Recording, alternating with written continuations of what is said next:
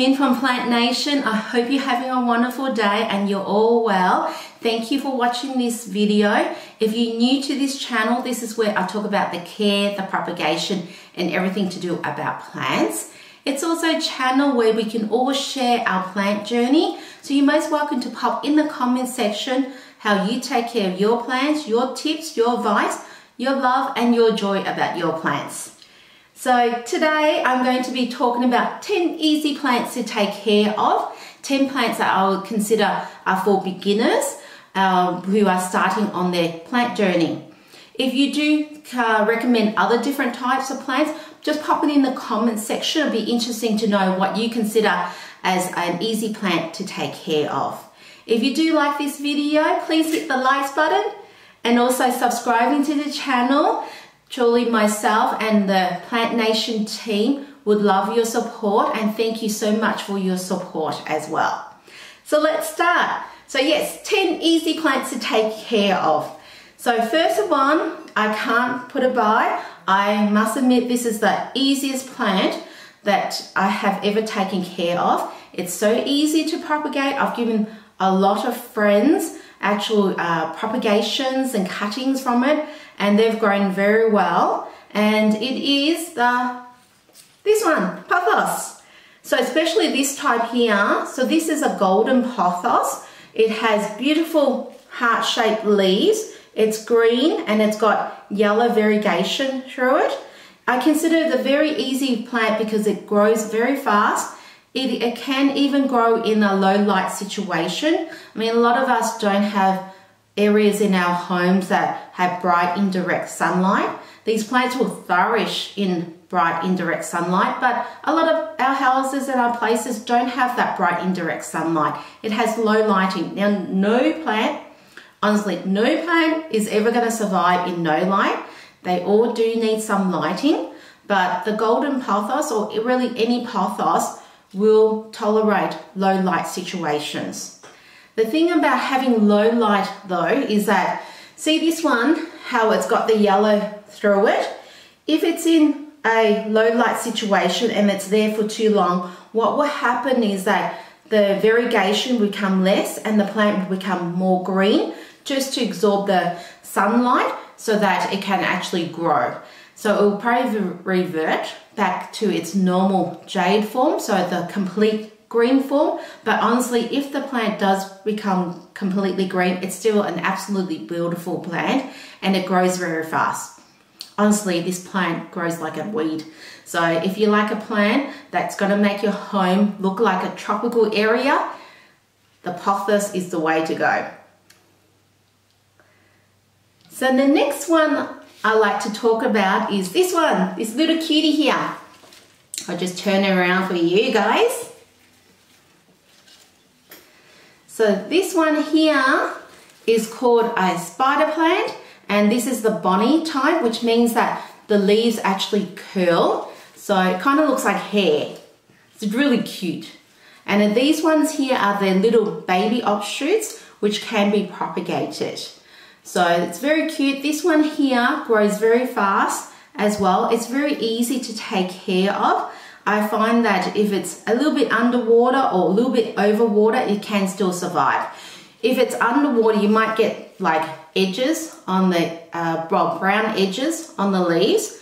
And overwatering, well, I just find that just leave it out for a little bit longer. Don't water it again and it should be fine. Okay, so this one here, which is pretty heavy, this one here is actually a peace lily. So it's a green peace lily. It comes in different varieties and varieties that have variegation, so whites through it. And this one here is completely green and it has white flowers. So this one here I do recommend because it can tolerate a low light situation. And honestly, this plant, it doesn't care if you overwater it, if you underwater it, it still survives. And it's a beautiful plant in the sense that it doesn't grow very high, it actually grows wider. So if you like a plant that looks a bit more bushier, wider rather than higher like a tree, then this is the plant to go with. So it's a peace lily. Here as a Sansevieria, or also known as a snake plant, or also known as mother's tongue. I absolutely love it. So this is a Sansevieria lorente. It's one of the more common snake plants, especially in Australia. So this one has gorgeous edges of yellow when the leaves are mature. And I think Sansevieria, they're very drought tolerant. So that's why I do recommend it. If you're a type of person who kind of wants to neglect your plants, this is the way to go. This plant loves neglect. Basically, if you come with it with a bar, like a container of water, if it had legs, I reckon it'll be running away, because this plant can tolerate dryness. It only wants water when it's completely dry, not to overwater it, because you know this one here, when it's overwatered, it's gonna rot, it's gonna die, it's gonna be like, bye-bye plant. So yes, I do recommend the Sansevieria. If you want to know how to take care of a Sansevieria or snake plant, just check out my other video and it'll show you how to take care of the snake plant. And the next one I would recommend is this one here, which has gorgeous leaves. So it has silver variegation through it. It kind of has a little bit of a leathery texture to the plant, well, to actually the leaves. So this one here is called a Skindactus Pictus, and this is the exotica type. Out of all the Skindactus Pictus, I think the exotica, for me anyway, grows the fastest. And this plant here can produce huge leaves. So this one's massive. Like for the size of the plant, look at this leaf, it's gorgeous. Absolutely in love with this plant. So this one here, I find it very easy to grow. So I find it does like indirect sunlight, but once again, it can tolerate low light situations. It's just that the variegations may not come out as well, and it might become like this. I know you can see, but there's some leaves, here we go, some leaves that are more green and not as variegated. And it's also a vining plant, and I absolutely love it in the sense that this plant, once again, doesn't need that much watering. It only requires water when it's completely dried out. So this one here, definitely I'd recommend, and it's also fast growing. So this one here, I purchased about 6 months ago. These plants are still quite expensive in Australia. They're coming down a little bit in price, but I bought this one online for $30, and then shipping was $15, so $45 for the plant. But honestly, at the time when I bought it 6 months ago, there wasn't many available. And for the size I got for it, I thought it was a good deal. And now it's pretty much doubled in size, because all these is all new growth. And it's also producing more growth at the bottom as well. This one here is one of my favorite plants. It's a type of Peperomia. I think Peperomia is a fantastic plant to start off with, especially if you have pets, if you have young kids as well, because it's not toxic at all. So this plant here, this one I have, it comes in huge varieties. If you'd like to know some varieties of Peperomia, just check out the other video I have, and it will show you the varieties I have in the collection at the moment. So this one here is called a Peperomia Raindrop. So it has gorgeous waxy leaves, which if you touch, it's kind of like, more like a succulent kind of feel, like a thick succulent kind of feel. And the leaves look like raindrops. I initially thought it was teardrops, but no, it's called a Peperomia Raindrop, and it's absolutely beautiful. This one here, once again, it doesn't require a lot of water. It will thrive in more bright indirect sunlight, but it can still survive in low light situations there. So I would recommend this one here, Peperomia. Okay, I'll pop this to the side. The next one I have is called, well, it's in the family of the Philodendron. Some of them philodendrons are harder to actually take care of compared to certain other ones. So I'll mention the one that I like, which is this one here. I'll just grab it. Okay, so the next one I have is this one here, which is a philodendron. It's a type of philodendron. It's a philodendron Birkin. Now, some of the philodendron are more difficult to take care of, but this one here, I find it very easy. So this one here has beautiful dark green leaves that have kind of like these whitish stripes through it. And once again, this plant I do recommend because it doesn't require that much water.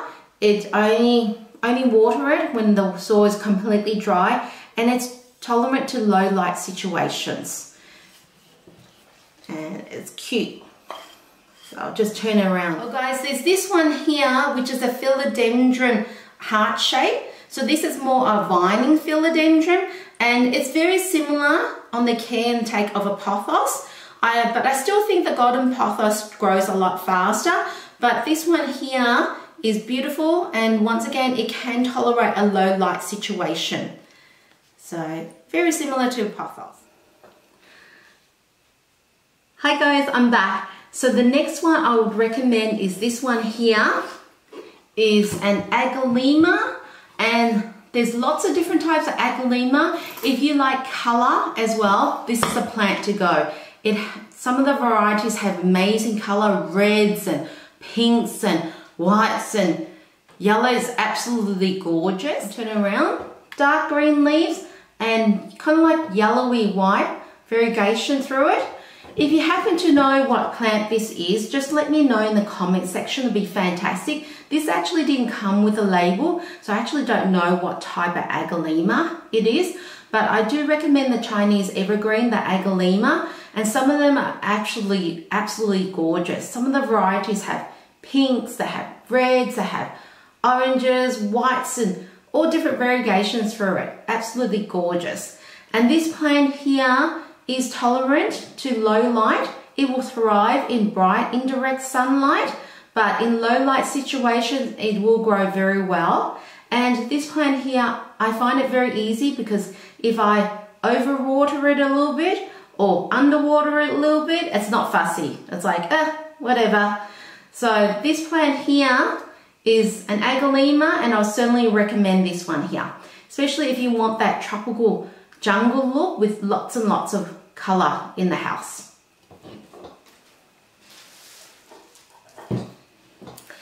And who can say no to this one? So this one here is a Monsteria. So it's a Monsteria deliciosa. I think it's also known as a salad plant, and it's humongous. Like if I bring it back, this is huge. Even if I put my hand here to give you some guide, the plant is absolutely massive. It produces massive leaf. I love this plant here. It grows and grows and grows. It actually sits in a low light situation, and it's produced already 3 leaves, and I purchased I would say about 3 months ago. I absolutely love it. It's a plant where, once again, it doesn't like to be sitting in soggy water. So it likes to also be completely dry before watering, but it's certainly an easy plant to take care of, an easy plant to propagate as well. And the main part is that it can still tolerate low light situations. I think the best part about having an easy plant is that a plant that has a variety of temperatures that it can still thrive in, or varieties of lighting situations that can still thrive in, and also humidity. I mean, a lot of us don't have high humidity in the house, and a lot of the plants, well, all the plants I've shown you before, really don't care too much about humidity. I mean, if it had the perfect humidity, it'll grow faster, but it doesn't necessarily need that humidity to actually still grow. So that's why I would consider the plants very easy to take care of, and also an easy beginner's plant. So definitely this one. So Monsteria deliciosa. It's so big. I love it. And the last one I have, which I purchased about 3 months ago, and it's doubled in size, is this one. It's a dumb cane. Now, I don't recommend a dumb cane if you have pets or cats or animals or young children, because this is highly toxic. The sap is very toxic. If it's digested and there's enough sap in the digestion, what can happen is that a person can actually lose their voice, and that's why it's called a dumb cane. So it's a very toxic plant. So definitely be careful when handling the plant. I would recommend you wear gloves when handling this plant, and certainly not a plant if there is cats and animals and young children in the household.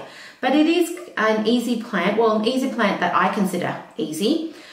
And this plant here, once again, it will do better if it's in a high humidity or light, like bright indirect light, but it doesn't necessarily mean it's not going to survive or live and thrive in a low light situation, or if an area that has low humidity.